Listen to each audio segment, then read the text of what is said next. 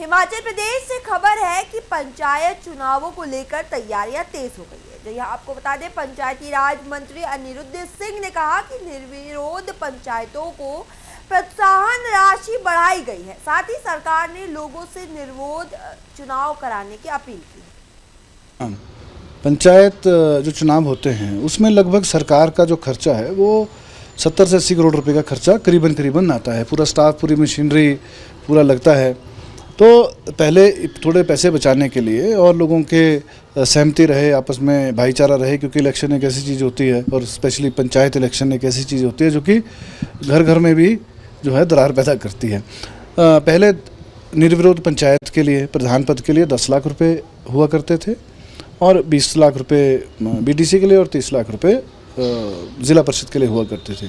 यही सब सोच के मंथन हुआ। माननीय मुख्यमंत्री जी के आदेश से हमने निर्विरोध पंचायत के लिए 25 लाख रुपए की घोषणा करी है। जो निर्विरोध पंचायत आएगी 25 लाख रुपए, जो बीडीसी है उसके लिए 50 लाख रुपए और ज़िला परिषद अगर निर्विरोध आएगी तो उसके लिए हम लोगों ने 1 करोड़ रुपए की प्रोत्साहन राशि जो है वो दी है, ताकि पंचायतों में डेवलपमेंट के काम ज़्यादा हो सके और लोगों में नेचुरली, जब हमने देखा है इतने 20 साल से हम देख रहे हैं पंचायती राज का चुनाव और पंचायती राज जो सिस्टम है, तो लोग जब कोई राशि होती है तो अक्सर पंचायतों की जब मीटिंग्स होती हैं उसमें भी दर्शाया जाता है कि इतनी प्रोत्साहन राशि मिल रही है और इसको अवेल करना चाहिए, फ़ायदा मिलना चाहिए। निस्संदेह इससे भाईचारा भी बढ़ेगा और लोग जो है इकट्ठे मिलकर निर्विरोध पंचायतें ज़्यादा आने की आशंका है। पिछली बारी करीबन 104 ग्राम पंचायतें जो हैं 3615 पंचायतों में से करीबन 104 ग्राम पंचायतें निर्विरोध आएगी।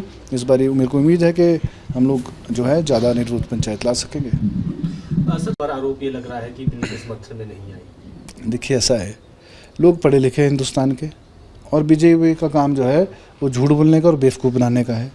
और जब जब चुनाव आते हैं तो ये ऐसी नई चीज़ें ले आते हैं लोगों का ध्यान भटकाने के लिए। अब अगर मैं महिला आरक्षण की बात करूं, महिला आरक्षण तो कांग्रेस का लाया हुआ है बिल। आप मीडिया के थ्रू आप लोगों को भी बताना चाहिए, महिला आरक्षण तो कांग्रेस लेके आई थी, कांग्रेस उसके पक्ष में थी। 2023 में तो ऑलरेडी बिल पास हो गया है, परंतु केंद्र सरकार मोदी साहब, क्योंकि बंगाल में चुनाव है, ममता बनर्जी ने महिलाओं को ज़्यादा टिकट दी है, वहाँ पर ध्यान भटकाने के लिए महिला आरक्षण का बिल पुनः इंट्रोड्यूस कर रहे हैं। साथ में क्या कर रहे हैं, देखिए, गहराई समझनी बहुत ज़रूरी है। क्या इंट्रोड्यूस कर रहे हैं कि 2011 का सेंसस हम लगाएंगे, परंतु 50% हम सीट्स और बढ़ाएंगे, ये कर रहे हैं। तो उन्हीं के पार्टी वाले विरोध कर रहे हैं। कांग्रेस तो बोल रही है कि आप आज लेके आइए, हम आपके साथ हैं। 543 सीटें अगर लोकसभा में हैं, आज आप लेके 543 सीटों पे लाइए। हिमाचल प्रदेश में अगर 68 सीटें हैं, आप इसमें महिला आरक्षण ले आइए, हम लोग समर्थन करेंगे। उस बात को तो ये बोल नहीं रहे हैं, ये अपना ही रोना जो है रोने लग जाते हैं अपने आप ही, और अपनी बात को जो है उलझा के जो लोगों के सामने पेश करते हैं। कल भी मैंने देखा महिलाओं का धरना हुआ, कुछ समझ तो है नहीं उन लोगों को, कानून की समझ है और ना ही उनको जो मैं समझता हूँ कॉन्स्टिट्यूशन के एक्ट की समझ है। वो पढ़ें और बिल किसने इंट्रोड्यूस करा था ये भी जनता के सामने बताएं कि कांग्रेस जो इसको बिल लेके आई थी, पास भी करा था, समर्थन में भी है। और प्रेजेंट जो है 68 सीट है हिमाचल प्रदेश की, या 543 सीटें जो लोकसभा की हैं, उसमें महिला आरक्षण लाइए, हम तो साथ हैं, हम कब मना कर रहे हैं। लेकिन वो बात का पतंगड़ बनाने की केंद्र सरकार की, हमारे प्रधानमंत्री की और उनके अन्य नेता हैं, उनकी नेचर ये है कि ध्यान भटकाने की।